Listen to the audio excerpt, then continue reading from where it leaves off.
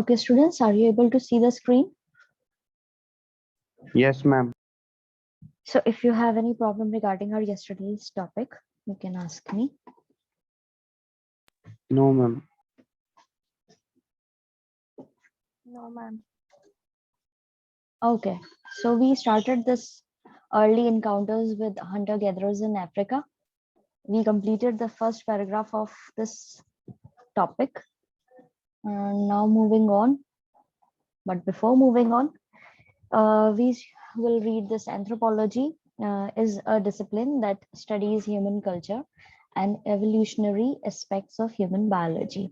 Anthropology क्या है? Basically ये एक discipline study है, is a discipline that studies human culture, जो basically human culture को पढ़ती है या फिर जो evolution आया है हमारी human biology के अंदर उसके कुछ aspects को पढ़ते हैं, तो वो सारी चीजें आती हैं anthropology के अंदर. Clear है? Yes, ma'am. Then we have the other one. Ethnography is the study of contemporary ethnic groups. It includes an examination of their modes of livelihood, technology, gender roles, rituals, political institutions, and social customs. Ethnography क्या है? Basically यहाँ पे पढ़ाई की जाती है contemporary ethnic groups की, क्या उनका प्रॉपरली डीपली एग्जामिन किया जाता है, क्या उनका लाइवलीहुड है, क्या टेक्नोलॉजी है, क्या जेंडर रोल्स है, रिचुअल्स क्या है, या पॉलिटिकल इंस्टीट्यूशंस क्या है, या सोशल कस्टम्स क्या है, सोशल बैरियर्स क्या है. ये सारी चीजें पर्टिकुलर एथनिक ग्रुप की स्टडी को बोला जाता है ethnography. So there is a small homework for you all. You have to study this box, the heads up. ये आपको पढ़ना है और फिर अपनी प्रॉब्लम्स जो है वो कलेक्ट अप करनी है. ठीक है, ये आपका होमवर्क है छोटा सा. Okay,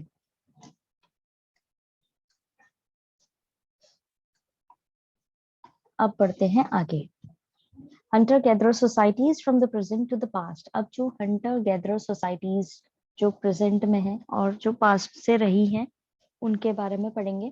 As our knowledge of present day hunter-gatherers increased through studies of anthropologists, a question that began to be posed was whether the information about living hunters and gatherers could be used to understand past societies.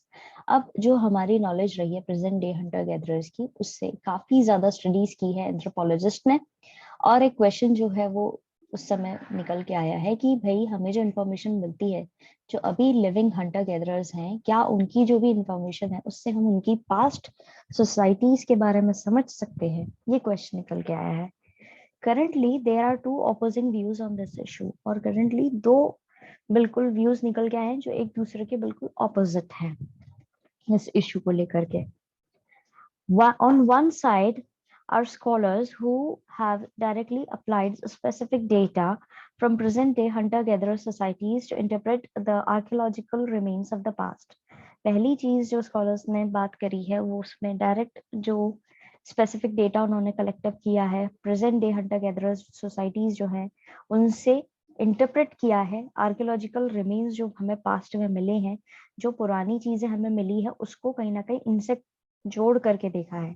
For example, some archaeologists have suggested that hominid sites dated 2 million years ago along the margins of Lake Turkana could have been dry season camps of early humans because such a practice has been observed among the Hadza and the Kungsan.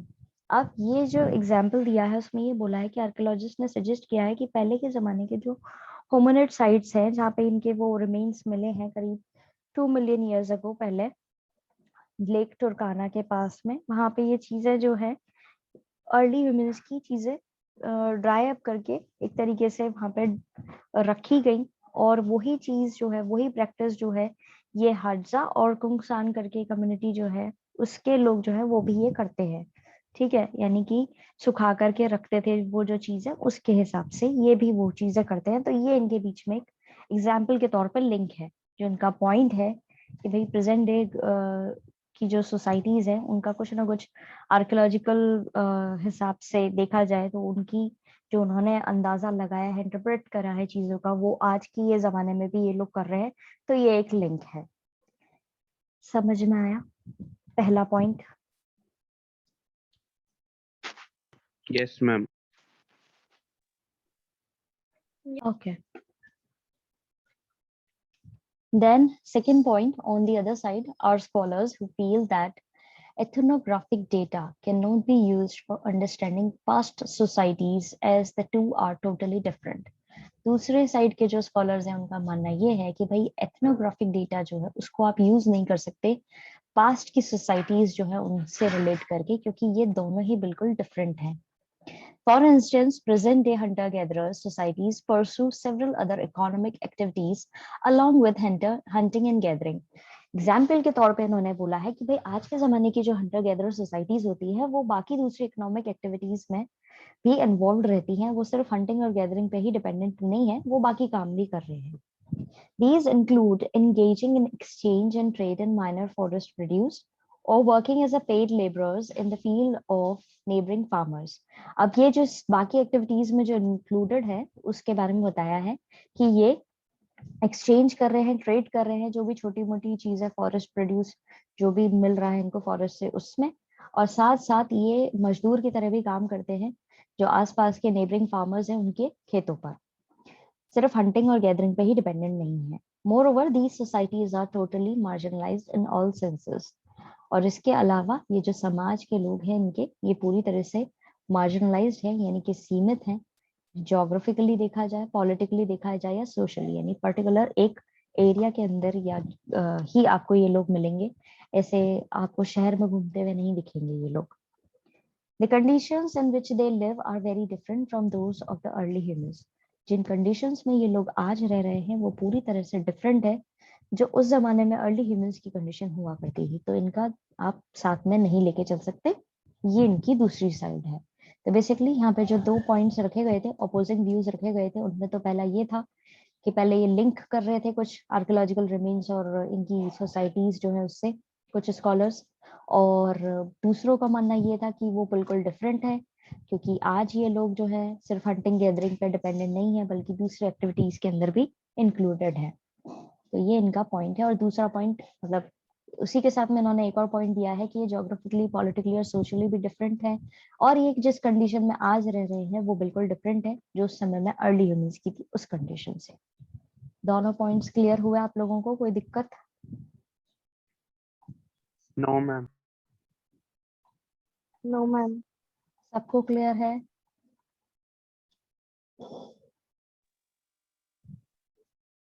Yes, ma'am.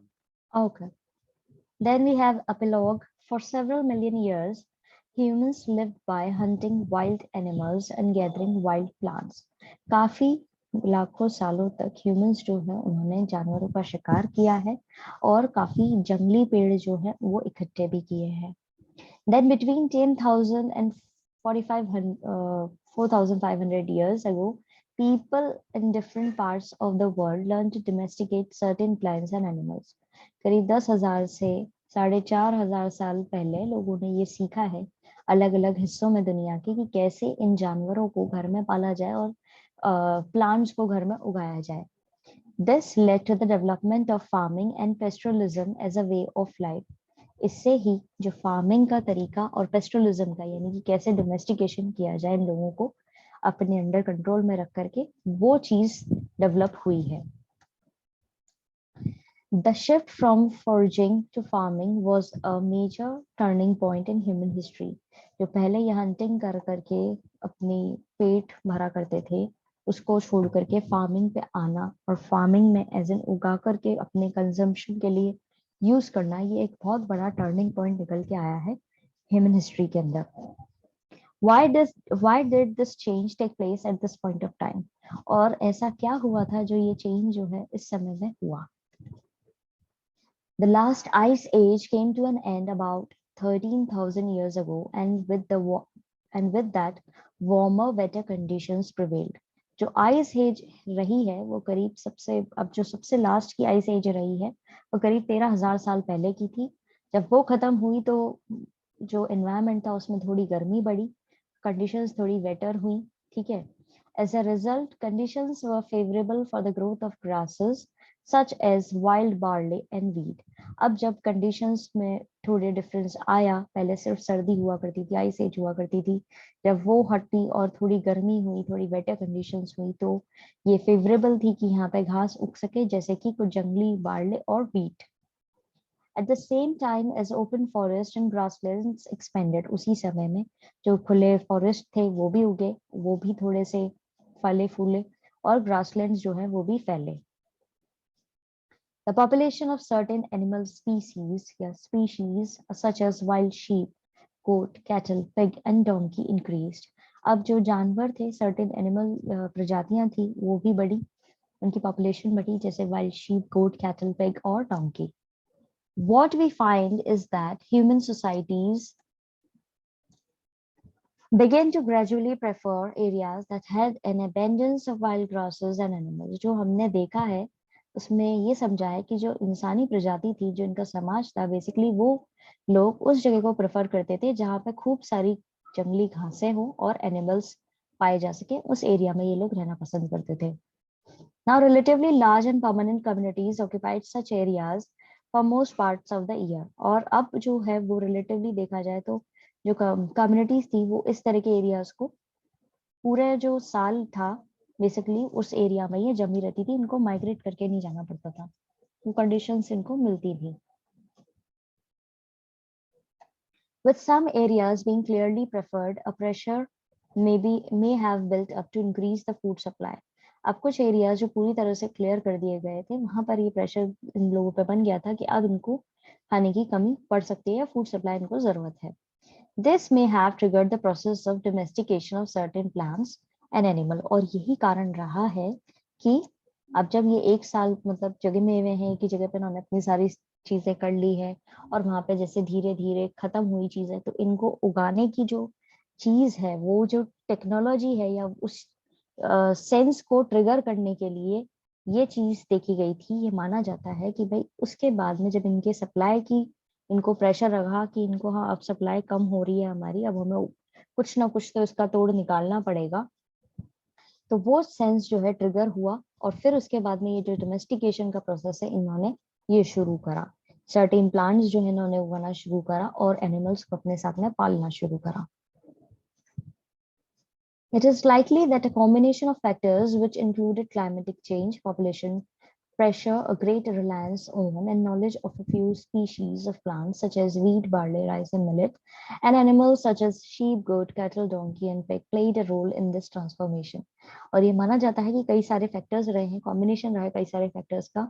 पहला तो ये कि climate change हुआ, population pressure बढ़ा, इसके बाद में ये पूरी तरह डिपेंडेंट रहते थे कुछ चीजों पे, और इनको नॉलेज भी थी कुछ प्रजातियों की, भले वो प्लांट्स हो जैसे कि वीट, बार्ले, राइस, मिलेट, और या फिर वो जानवर हो जैसे शीप, गोट, कैटल, डोंकी और पिग. इनकी वजह से ही ये चीज, सारे फैक्टर्स की वजह से ही यहाँ पर ये ट्रांसफॉर्मेशन आया है. इस पैराग्राफ के अंदर किसी को कोई दिक्कत आई है तो आप लोग पूछ सकते हैं. No. Okay. Farming. Wait a minute. Okay. One such area where farming and pastoralism began around 10,000 years ago was the Fertile Crescent, extending from the Mediterranean coast to the Zagros Mountains in Iran.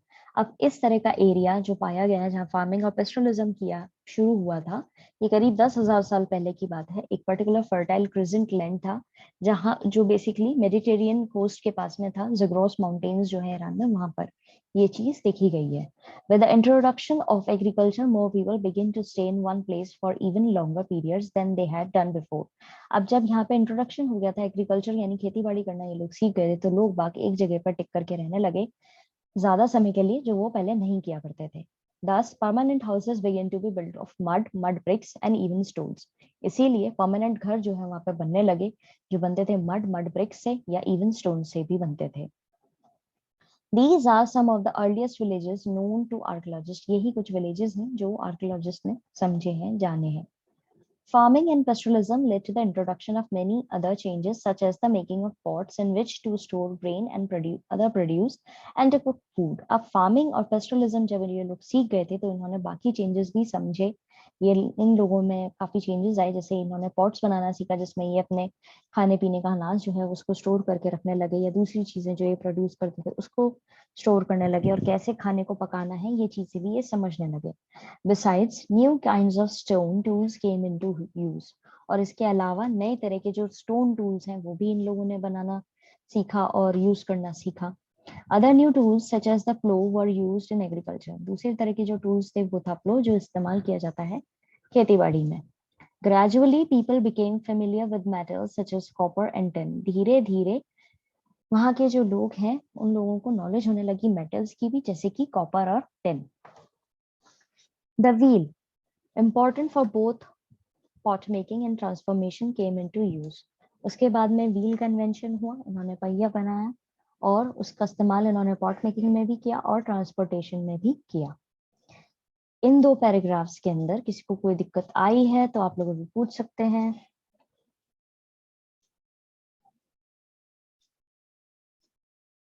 No ma'am. No, ma'am. Okay.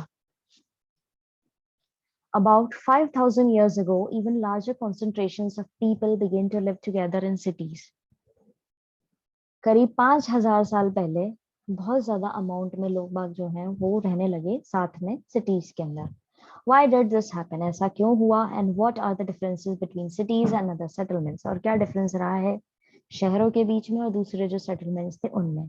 Look out for answers to these and other questions in theme 2. अब इन सब के जवाब इनसे related questions जो है आपको theme 2 के अंदर पढ़ने को मिलेंगे।